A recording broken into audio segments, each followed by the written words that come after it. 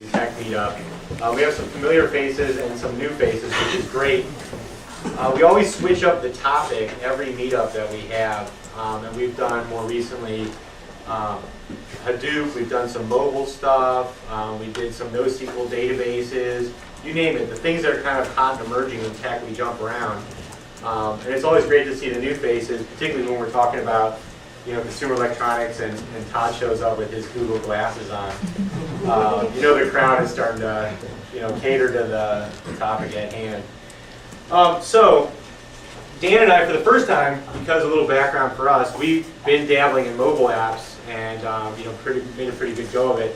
We're now starting to look at other devices because the Internet of Things is starting to expand from what was the web, was desktops, to mobile devices, to now seemingly everything, from TVs to plants to refrigerators, are all somehow connected.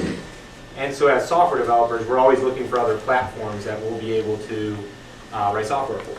So Google Glass being one of those platforms that are starting to emerge, which is kind of that next paradigm shift.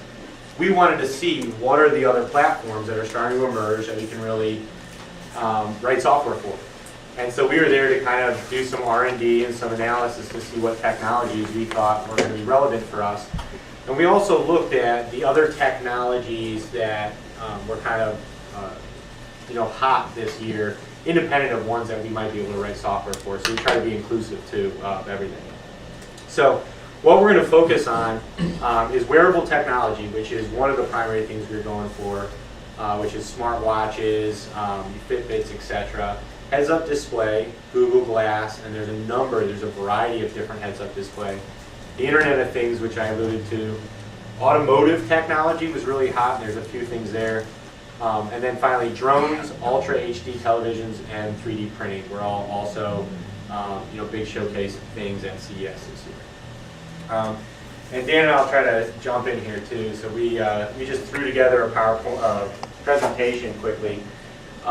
So one thing we want to stress is as we go through here, at the end of the day, what we're going to do is show you a lot of slides with what was hot and talk about the technologies and a little bit maybe of our observations of those technologies. But if any of you have comments along the way, it's a really good opportunity to kind of add in and say, oh, I think these guys are going to win because of this reason, or I think that you're missing another big player in the marketplace that is worthy of mentioning. So by all means, jump in. So as we went to CES, we were there with our blinders kind of around heads-up display as being an opportunity and maybe smartwatches. And those were the things that we were going to go and observe and see where the opportunities were. And we found there were several other things, such as automotive technology, as well as not just the one type of heads-up display, but several. But the other one that was really an eye-opener to us is fitness technology. So we were surprised to see such a strong presence, and I'd say out of all the new and emerging technologies, fitness seemed to be what's really taken off this year. And there was a number of them. Everyone has Fitbits. I know there's at least a half dozen people in this room that have either the Fitbit or the Fuel Bands. So the real trend was that kind of Fitbit led the trend, and everyone jumped on board. So any product that came out that had anything to do with wearable was also threw on a pedometer. It was tracking your blood pressure and measuring how well you slept. So it really kind of started that trend, and everyone was trying to collect that data for you as an add-on to any other type of product. And that included the Fitbits, which are little clips, or smartwatches, or biker helmets, or anything. Yeah, they're all different flavors. So some of what I looked at is, when we were looking at the bike helmet, they don't actually pair to a smartphone device. The bike helmet itself takes its location, allows you to have some communication with other riders.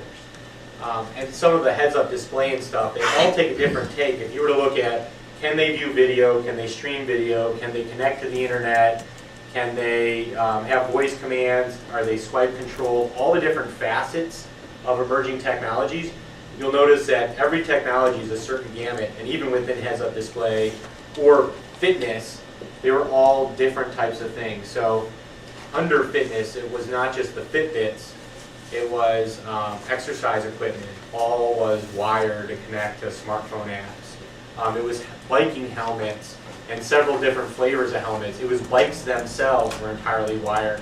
So if you think of all the gamuts of, I'd say, travel-based sporting activities, they were all entirely digitized with some flavor or another. And smartwatches as well. Some of the ones we saw was Creo's Fitness Smart. They actually had two-way voice, so you could do everything through speech recognition. And then they had gesture controls, which I didn't try on and see, but you could move your arm around to actually do the navigation on the watch. And then the biker helmet we saw as well. And Life Track, those seem to be some of the ones we saw. All right, the category we did go was heads-up display. We dropped Google Glass in the slide. They actually weren't represented. They have their own big conference, the Google I/O conference. They were represented just because everyone, or whoever was wearing them around, they were wearing Google Glass. Right. So yeah, they did it kind of stealthily. They did a big release, the newest release of the glasses, and a lot of people were walking around wearing them at CES. And if I could say a humorous antidote, they were either traveling in numbers, or they were an individual that you're kind of like, wow, watch out for him. And because you can see sometimes when they have like the video going and everything, that you almost want to like die. But otherwise, yeah, there was a lot of people wearing Google Glasses. We saw some other ones. We went there to look at Glass Up, and admittedly, his prototype wasn't quite to market yet. He had some duct tape on it, and he was working on it. And I can see from their site they have got good things going, but that one was not quite market ready. Those were the ones that were surf the internet, see it, really Glass Up. Google Glass puts it in a card in the corner, essentially, where Glass Up is trying to take just text and put it anywhere on the screen. So slightly different nuances between those products. There's also, which we didn't see represented, there's SpaceGlasses, which they are similar to Glass Up, trying to put information entirely on the screen. But they're doing it with Unity, and they're not quite to market yet either, so it remains to be seen. Then there's also several glasses that they don't necessarily connect to the internet. They're focused on really one purpose. There's XOI and Pivot Head. Those two were very similar in that they'll actually stream video to a cloud server. And so both of them, their primary use case was people working in a building that does a lot of shipping and receiving or packages and doing inventory control, where they may be using their hands to move boxes around, but they've got to scan them and log them.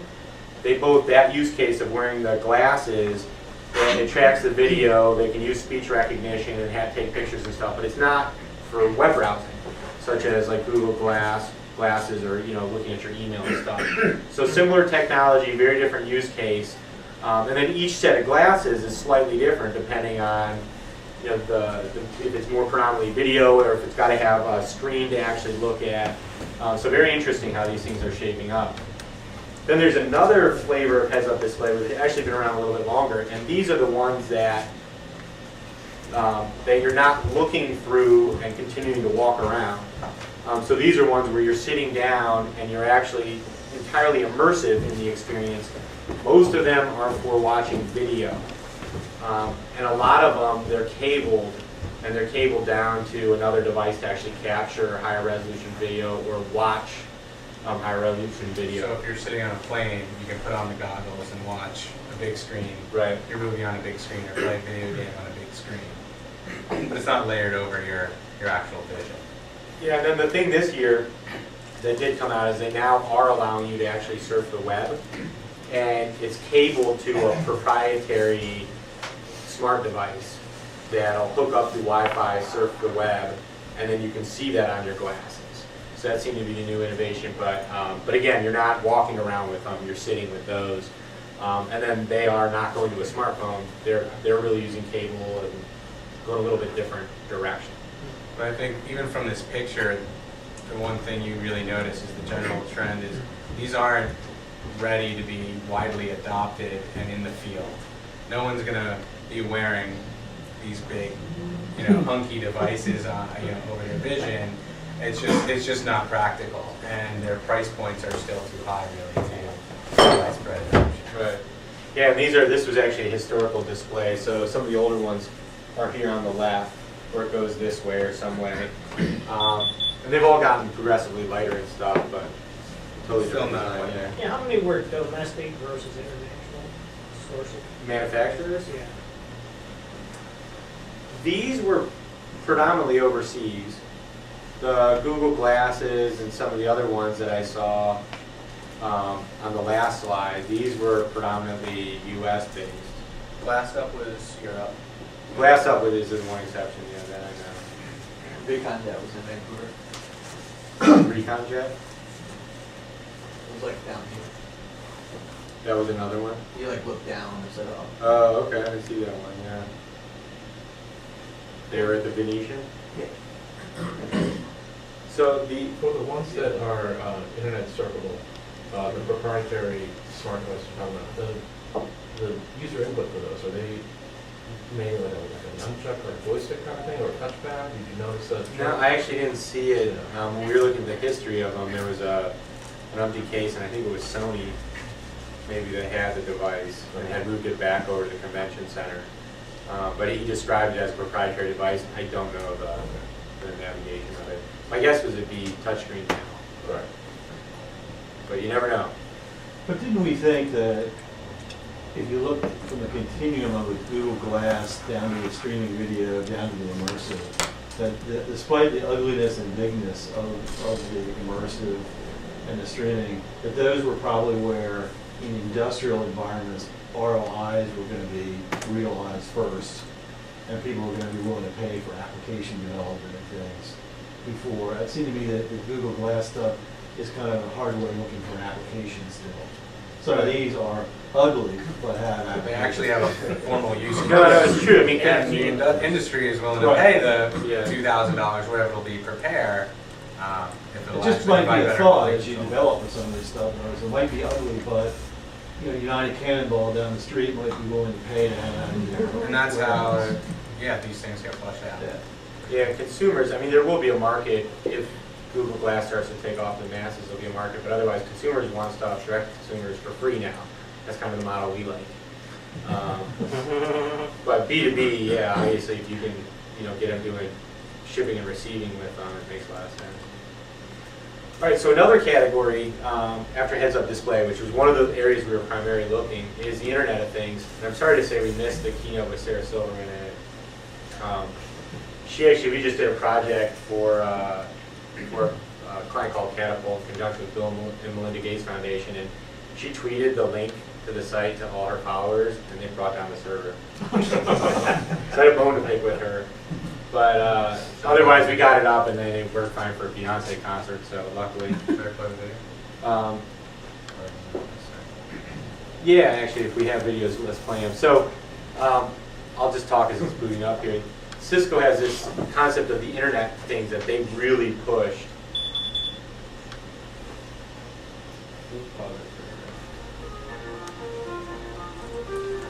Becoming part of the global phenomenon we call the Internet of Everything. Oh, Jesus. Okay,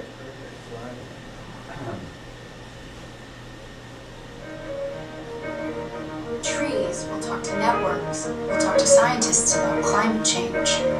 Cars will talk to road sensors, will talk to stoplights about traffic efficiency. The ambulance will talk to patient records, will talk to doctors about saving lives.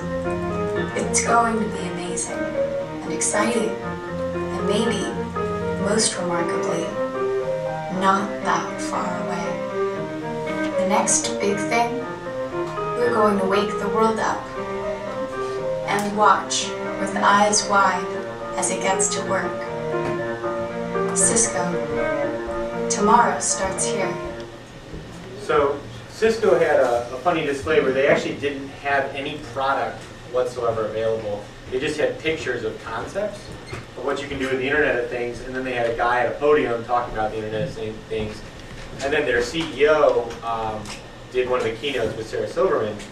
Well, Cisco as a company, they do like networking equipment and Wi-Fi, and they do Wi-Fi triangulation, and they have big data centers and stuff, right? So that stuff's hard to display anyway. But a lot of their campaign is really what is to become of the internet, getting on everything. And they're really pushing for that. And they had examples, these were pictures, but I know it is possible, because we're in there, of grocery finders. So you put in your grocery list, you get to the grocery store, and you see on the map using Wi-Fi or cellular indoor triangulation, you see where the different grocery items are in the grocery store, and you can be very efficient about picking them all up. And it's getting not them just there. your groceries, it's the store as a whole. So it'll know, okay, there's been a spike in traffic at register 10. So we need, hey, how's it going? So we need another two cashiers to help alleviate some of the backlog. So things like that, the whole store being connected, and helps everything run more efficiently. Yeah, absolutely. And parking space finders, and they showed that video, be able to find, if you put a sensor in a parking spot, you know if a car's over top of it or not, and that's how you can digitally keep track. Well, you can have those at stop signs, so you know if nobody's there, you don't need to cut to a green light. And make it more efficient by the big data that's behind it. And then they had campus layouts where you can track all the different mobile devices that are going across that footprint. And then they talked about fitness tech in that with all these individualized Fitbits, what could you do if you aggregate the data? And that was kind of the end of their talk that they left things with. So that was the Internet of Everything as far as Cisco, and they had a pretty good presence. And then the other company, iHome Connect, actually had a big mock home with a bunch of stuff in it, plants and TVs and you name it. And then they had everything connected to their iHome Connect smart app. They were able to push music and everything because they do a lot of audio. So that was kind of cool to see their booth. And then a client of ours, Polk Audio, they were showcasing their connected speakers as well, and an app called DJ Stream where you can stream music up to 4 streams via Bluetooth to each of their connected speakers. So some cool things happening in the audio world, as well as plants and watering your dog and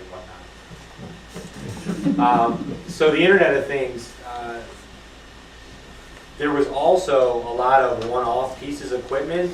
I say like the home in general, but it seems any piece of equipment that could connect to the Internet, and we have APIs and we're on the Internet, let's do something. Let's start collecting data. Yeah, they're doing it now. We don't care what, we're just going to get it. So this is not even like a hospital, baby monitor or anything. It's for actual parents to weigh their kids, and every time they weigh them, it's a data point that they can then pull up on a website.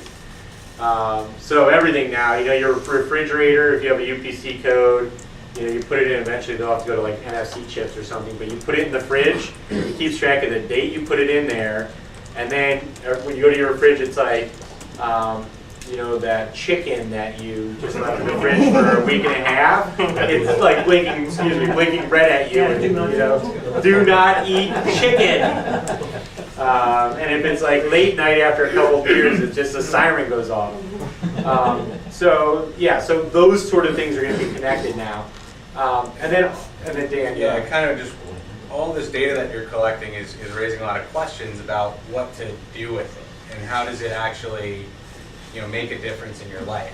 I mean, maybe you don't have bad chicken or the beer's going bad, but it seems like the real key is how are they going to represent this data to you in a meaningful way and tell it a story that allows you to actually take action and do something with that information useful to help you live better, more fulfilling life from a fitness perspective or from a family perspective, just a connected, more efficient, happy life. And I think that's really going to be the $1 million question or the $1 billion answer to all the questions that collecting this data is creating.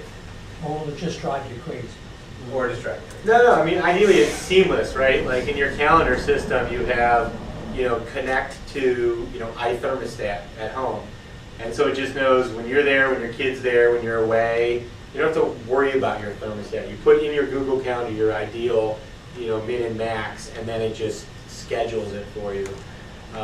So it'll be interesting how things kind of shape up. All right, so that was a lot of what we were looking at. The one category that we were thinking, or that we hadn't really thought of in terms of being a good software play for us, is automotive technology. There was a lot more there than I thought there would be.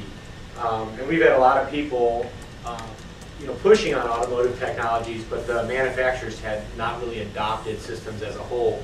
And so now there's actually a consortium led by Google and several companies like Audi and BMW and GM that are part of this open automotive consortium. And there's going to be a standard for talking to your car, right? Which, I don't know, mechanics, they're in trouble because they buy this tool like one time for $100 to talk to a certain car, and then everybody that comes in, it's $100 and $100 in labor. So you pay like $200 to just get diagnostics on your car. But needless to say, it's a good thing that now there's going to be an open API. In theory, anybody can write an app that can talk to your car, which they'll have to be, permissioning and all that sort of stuff now, of course. But so yeah, there was a lot of connected cars, which was a smartphone app integrated with your car. So right now it's talk on the phone, kick audio in. It's also working with the engine a little bit and showing miles per gallon and things of that nature. But not like Kit, come pick me up just yet. But when connected cars and self-driving cars converge, because that was the other thing, there was no self-driving cars, there was self-parking cars at CES this year. And so you basically can, instead of valet, right, you just pull up in front of the restaurant, you're like, Kid, go park yourself. But it's only going to work in like certain areas, obviously, because they'll have to have that really mapped out well that the car can do it. Todd, I thought Google is already experimenting with a car. Yeah, in San Fran they were. Absolutely. Go Again, try it Google didn't yourself. show up to CES. But at the I/O conference, I imagine they'll have better. At CES, they had a car that parked itself. I think they have a fleet of 30 or 40 cars I'm that not can drive surprised. themselves in Look, I San mean, Francisco. even for the consumer market now already, the new S-Class Mercedes will drive itself down the highway for up to 5 minutes without touching the steering wheel or the pedals. So it'll keep itself in the lanes, and of course, adaptive Right. cruise is not a big deal anymore. And then it's when connected, you can set like your snooze for 5 minutes. Yeah. So if I not, you take over and you wake me back up in 5 minutes. Pilots do it. I like the way they're thinking. Yep. The airlines, man, the testing Yeah. for that must have been. Yeah, airlines can do it, right? You're just like, oh, okay. Please, nothing happen. Yeah, so the average attention span is like 2 seconds now, and the average power nap is 4 minutes and 99 seconds. Another category that seemed pretty hot at CES was drones. There's another video that would be fun to watch, but there were a ton of different drones. They were all shapes and sizes. Like the 4-wing drone is the popular one. You want to full screen that? So the cool combo seems to be drones and GoPro cams right now.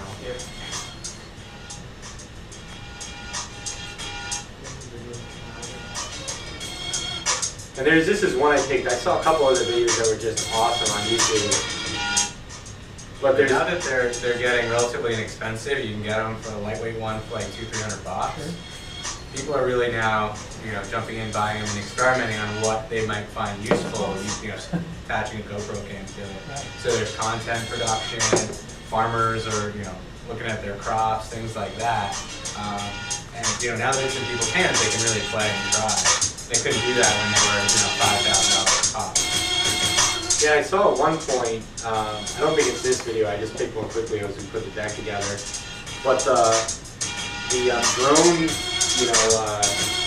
driver or whatever, or pilot, was so good that as the surfer was actually going down the wave, they were in the tunnel, and they were actually pulling out of the tunnel, and you could see like the mist come out, and they'd like pull away with the drone, and the mist would spray out.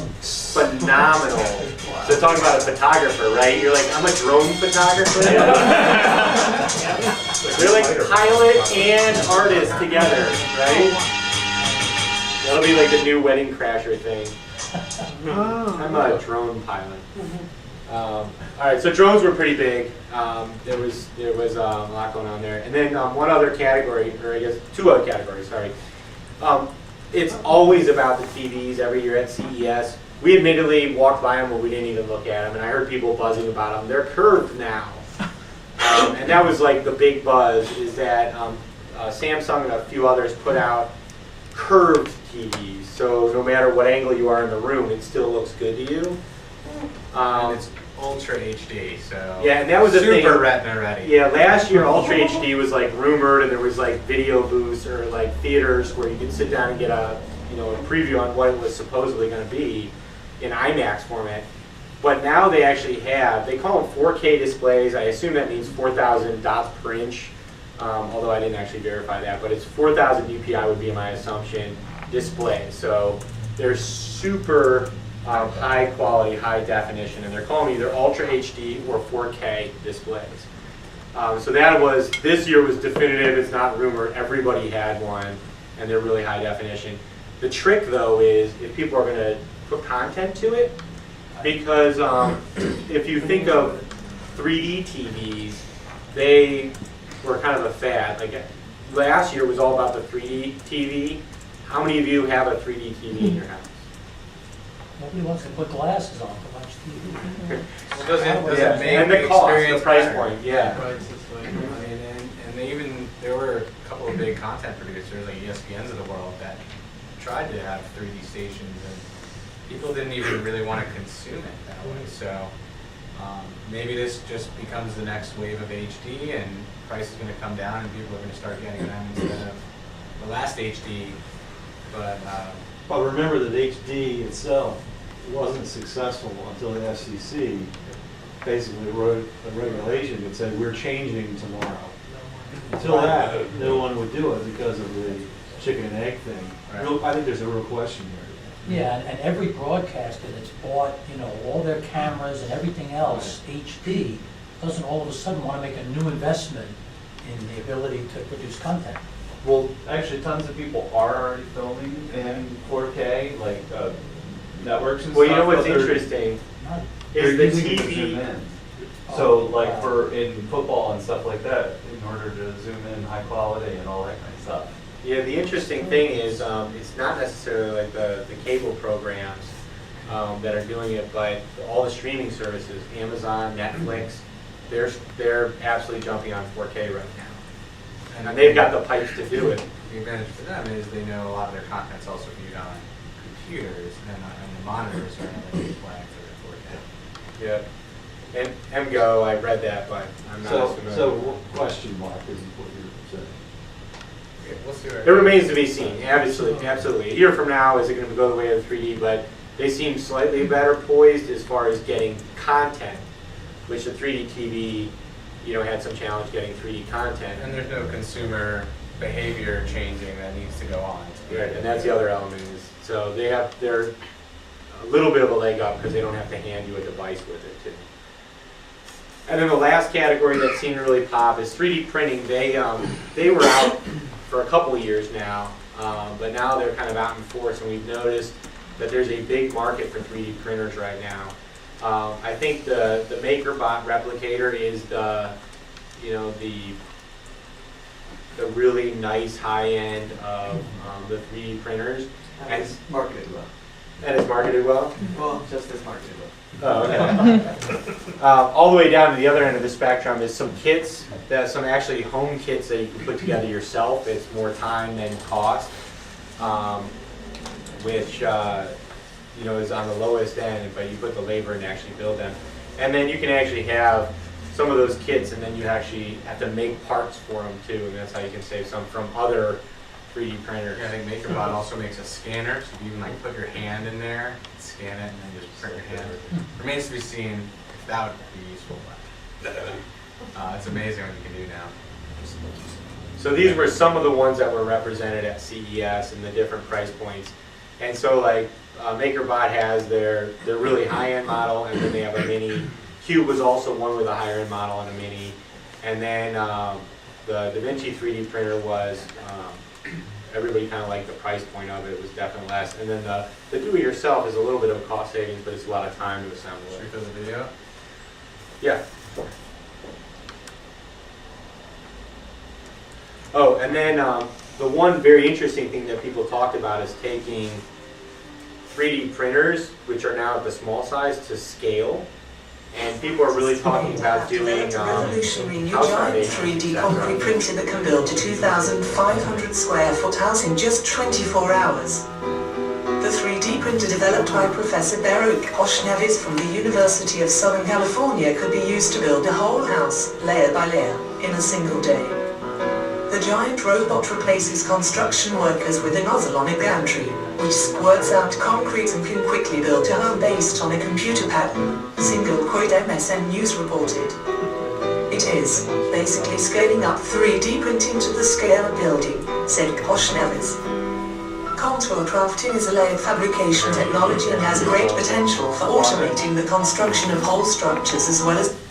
Alright, so this was one of several videos off the internet, but that I yanked this morning.